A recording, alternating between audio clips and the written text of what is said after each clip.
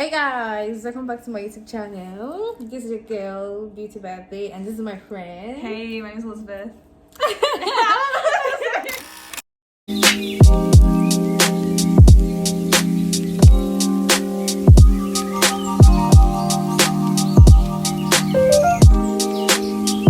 Alright, okay, so today I'll be doing makeup on Elizabeth, Nana. Oh yeah, and Nana. I want you guys to, what do I want you guys to do? I want you guys to just stay tuned and watch and enjoy. Okay, don't mind my hair, but anyways, so do not forget to subscribe, like, share, and turn on your post notification. And comment. Thank you. So you want to start by cleaning off the face. You have to use your micellar water and your wipes, and that is exactly what I'm doing first. I made a tutorial about this, easy to do skin prep, and I talked about how important it is to always clean the face first. She was actually wearing makeup, so you can see that, but regardless, it's very important that you clean your makeup. It's important that you clean your model or your client's face first. So that's what we are doing. That's the first step. So yep, clean the face first. Okay, remember that always. So the next step is your skin prep. I made a video separately about skin prep, so I'm really not going to talk much about skin prep in this video because I already made a separate video for that. So you guys can go ahead and watch it. So because I went into details in that tutorial about how it is important to always do your skin prep. But the first thing I did here is to use was using a moisturizer, my TM Essential moisturizer, and the next thing is to use your primer. But like I said, I'm really not going to go into details. But the next step after cleaning your mother's face is to do the skin prep. So yep, that's the next thing. So that's the next thing to do. Your skin prep is number 2.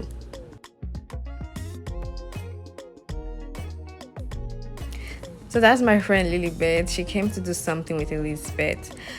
So the next thing I was going to do was to apply foundation, but I already applied foundation behind the scene, and it was so light, like it was lighter than a normal skin color.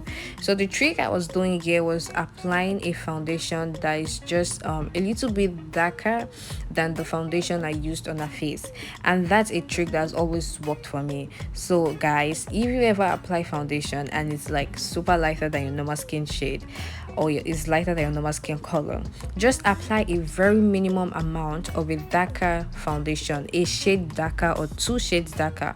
But when you are applying it, just apply a very little amount. If you can even notice in this video, I just applied small, like I applied really tiny to her face, because if you apply too much you can get super dark. So you want to be careful when applying a darker foundation on your face. So that's a trick, guys. I'm giving you a free trick right now. And lighting wasn't my friend at this day. I tell you, lighting wasn't my friend, but I am sure you guys can see the difference. Like, it's blending now with her neck. It's blending perfectly. It's looking more like a skin color, it's looking more like a skin shade, and everything was super covered, like full coverage. Okay, full coverage, guys, full coverage. So always remember that you want your foundation to match your neck, you want your foundation to blend in perfectly well, you want your foundation to be sitting. So the next step is to apply your foundation. Okay, so the next thing I was going to do was to contour her face. I was using the elf palette, and you can get this palette anywhere. You can get it at Ultra Beauty, Sephora, Walmart, Target, and this palette is super good. I really love it. So yeah, I was contouring her face. Oh, I'm contouring her face right now. I'm sorry. I'm contouring her face right now using a shade. I think it's a shade or 2 shades darker. But the next step is to contour, apply your blush and highlight. Okay, that's the next step. And you blend in. You want to make sure you blend it perfectly well. No ash line. Always blend in well.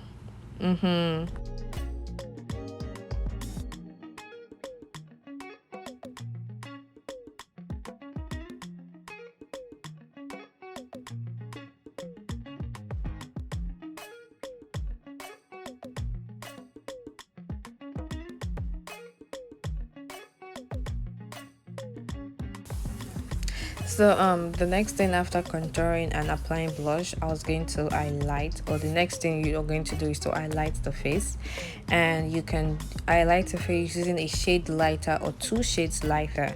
But yeah, I think I was using a shade, or yeah, I think I was using a shade lighter than a normal skin color.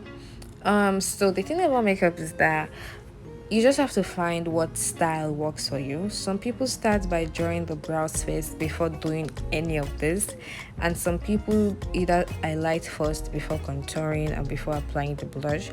But one thing I always tell people is that just find the style that works for you. And I've seen people do makeup different ways and they always achieve the same result, or we always end up achieving the same result.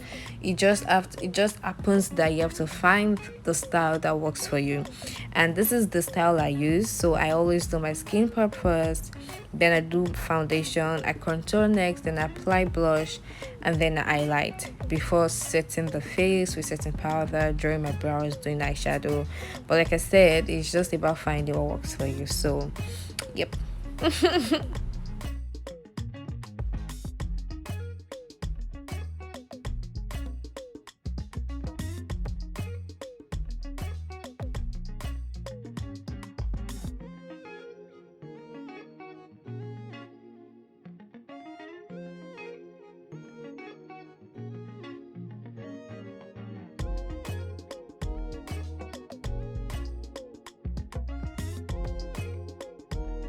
So after applying your contour, your highlight and your blush, the next thing I was going to do was to set her face with a powder before baking. So I actually set with a powder before using the setting powder to bake the face. So that's what I'm doing right now. So I'm going to go ahead, use a powder blush.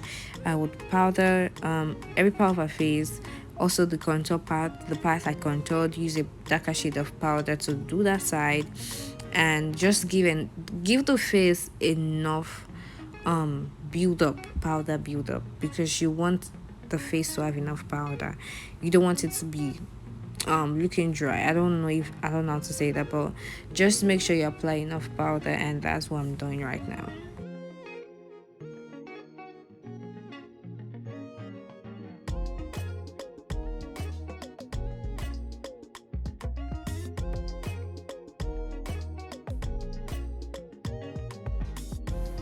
So after doing all of that, it's time to now bake our face using the setting powder. So right now I'm baking. Okay. So the difference between setting powder and baking powder, oh sorry, the difference between setting the face and baking the face is just the number of time. Sorry, the oh my god, is the number of the period that the powder stays. Okay, like this when you set the face with setting powder, it doesn't stay for long, but when you bake it actually stays for long. So it's just the period of time, or like the time that the powder stays on the face. That's why it's called baking. You're in the process of baking the face, so the powder stays for like a couple of minutes before you take it off. But when you are setting, you are like just literally setting the face, like it doesn't stay for like 10 minutes or like 5 minutes, like the way when you're baking the face it stays for like actual like 10 minutes or like 15 minutes depending on what you're doing. But I hope that makes sense.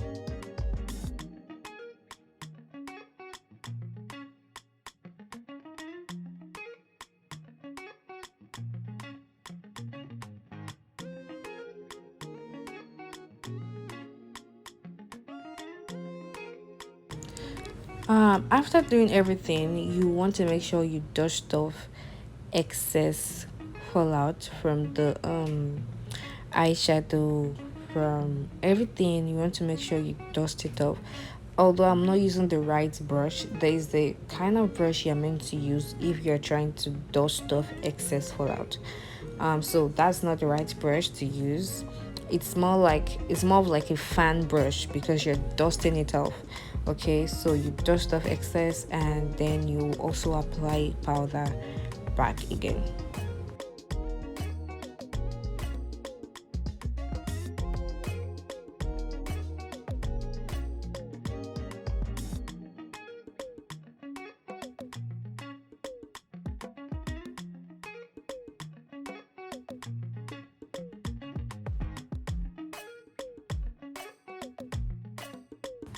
Do not forget to set your face with setting spray when you're done. Always set your face with setting spray, guys. When you're done, set your face. You need to lock that makeup up. Lock it, okay? So you can last long. All right. So set your face with setting spray, and that's what I just did. But this is the finished look, guys. So let me know what you think in the comment section.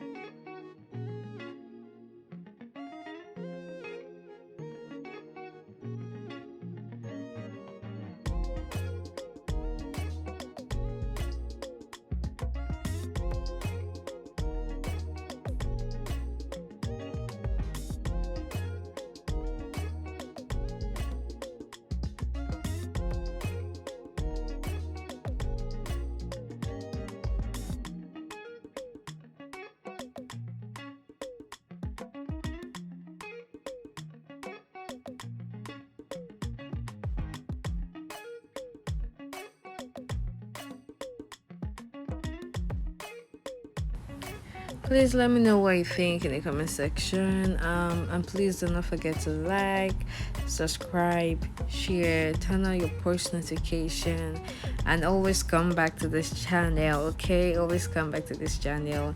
Okay, hit the like button. Hit the like button. Drop a comment, subscribe, and share.